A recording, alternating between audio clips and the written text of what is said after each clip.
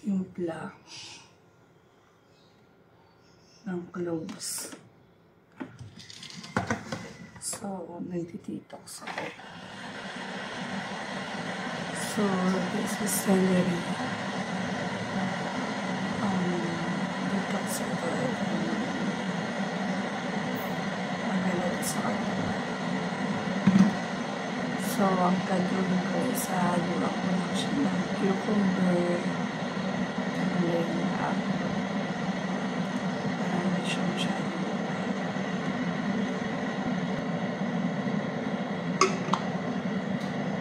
Ang pagsasamahin ko muna to dito sa isang lugar. I-shake ko siya. So, wala pang naman kahit ano yung tiyan ko.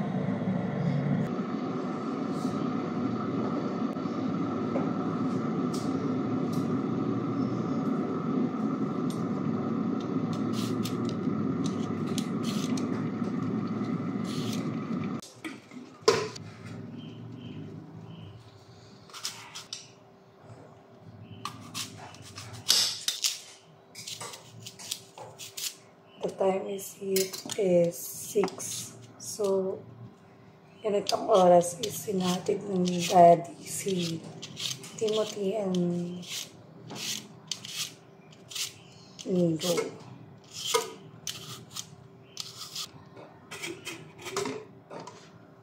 This is my start of day as a mom of 5.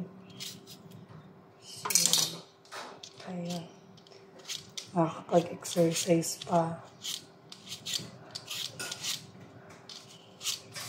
So, ang gagawin ko for today is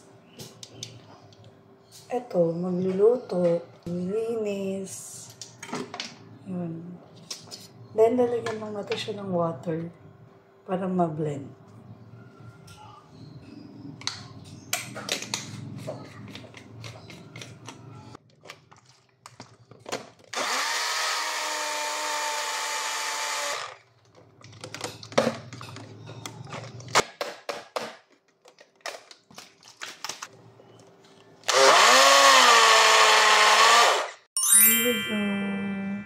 So, before that, inom muna ako ng maligamgam kasi malamig yung itong pang-detox na.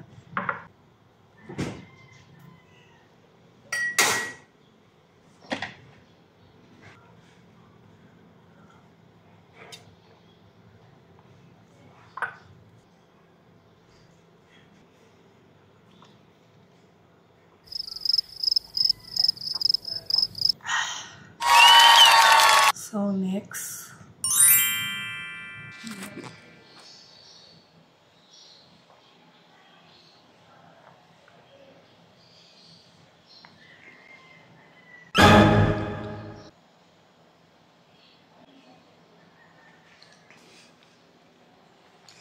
Actually, nakakasuka siya.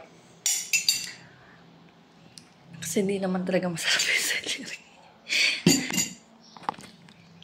Kami nag-i-start ng day sa gigising ng maaga, mag-asik-asa sa mga bata. Tapos, papasok kasi sila sa school, so pang umaga. And then, after that, so magigising si Bunso, hindi na makakakilos.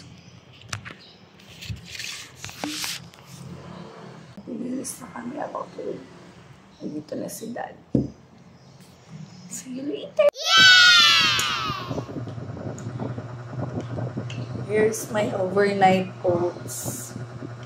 So, magpapaka-healthy living muna tayo.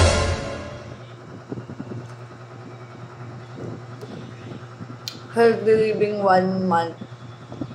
Tapos healthy, naka-healthy in 1 month. Oh no!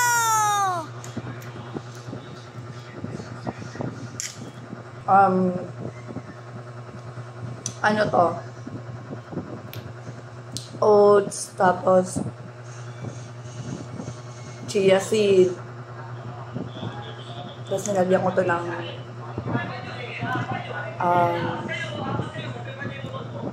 ano ba yun?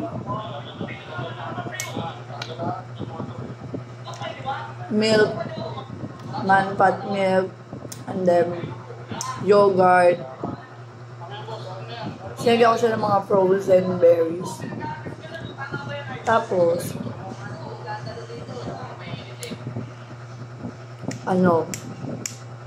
honey. Para may konting lasa.